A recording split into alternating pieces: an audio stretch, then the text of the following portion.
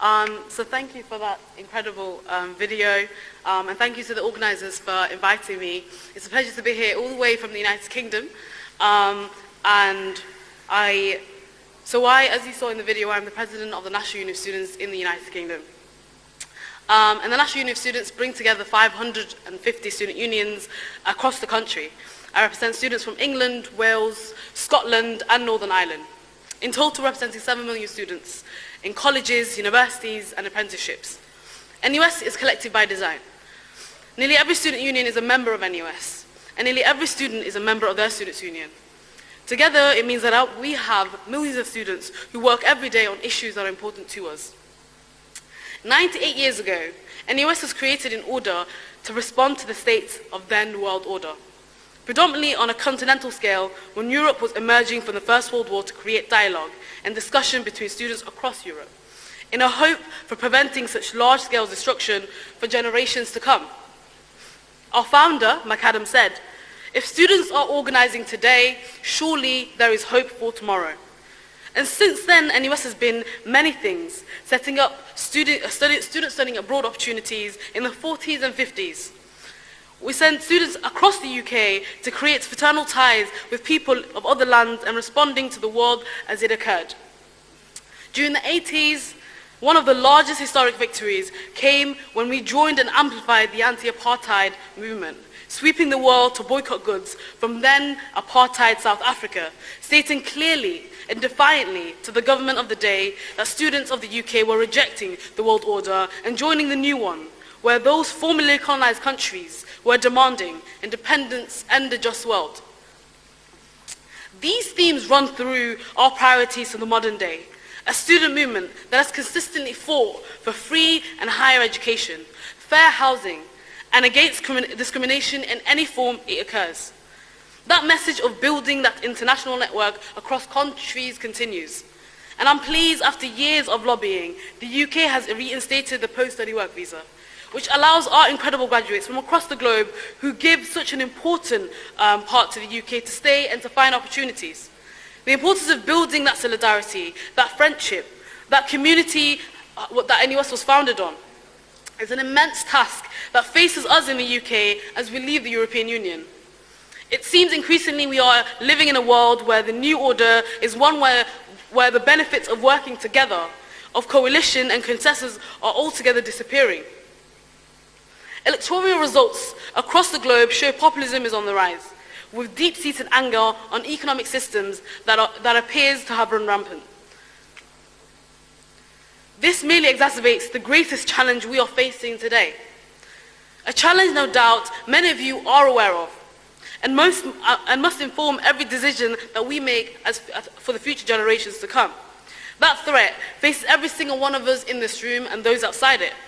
Every citizen of India to Iceland, the UK to Uruguay. Only in the last few months, we've seen Australia burn and Indonesia drown. That threat is a climate catastrophe. It is something that has finally gained traction across the world, due to, of course, the brilliant work of young people across the globe who have drawn the eyes of politicians and the press through the climate strikes in schools, in colleges, and across universities. It is a planet of extremes and discontent, when consensus and rallying is the most needed. We see examples of the climate catastrophe right here in India, where coal remains the main source of energy to the tune of 72%. And at the same time, the rain needed for agriculture and farming fall threat to the hotter weather and disrupted crop yields. On the other hand, on the other end of the scale, industries across the world will be hurt by the heat stress, making the lives of workers unbearable.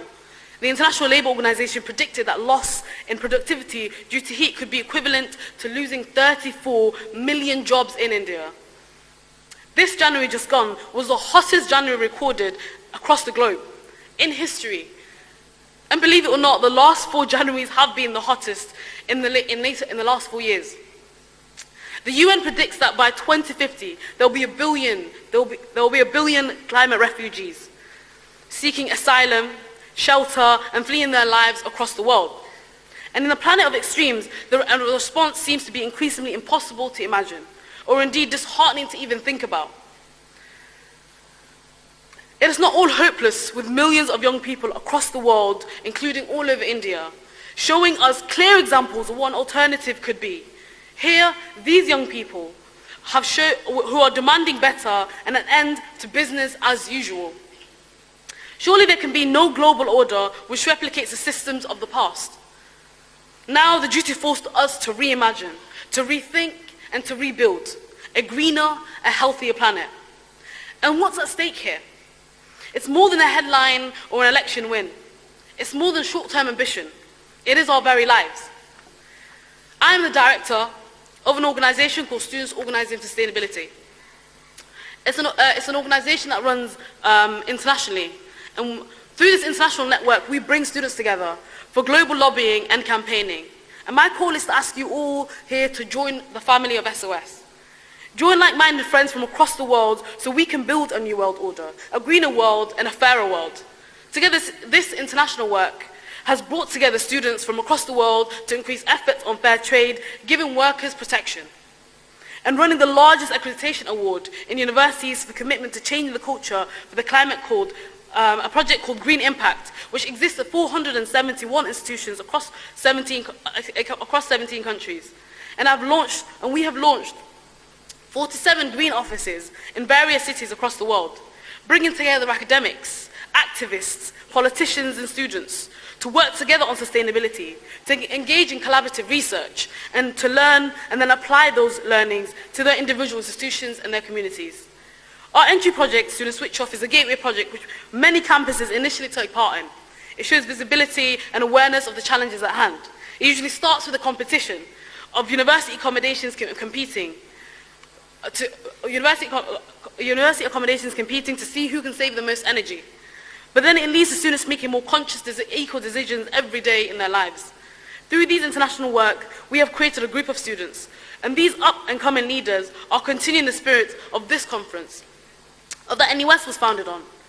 Imagine a new collective where students can shape their future. It is a message and indeed a challenge that I hope we can take part all together, so we can create a world where it's just and sustainable, on one where climate refugees are welcome, not locked out, one wherein young children no longer have to demand education on the climate crisis, because it's been weaved in to everything that they do, from early education all the way to higher education. One in which a world which doesn't continue to operate in isolated trading blocks or continental silos, but a global green response that governs over healthy democracies. I extend to you all the warmest greetings from the National Union of Students in the United Kingdom, and I look forward to working with you all over the years to come and continue this friendship of arms that we have built between our organizations. Thank you for inviting me.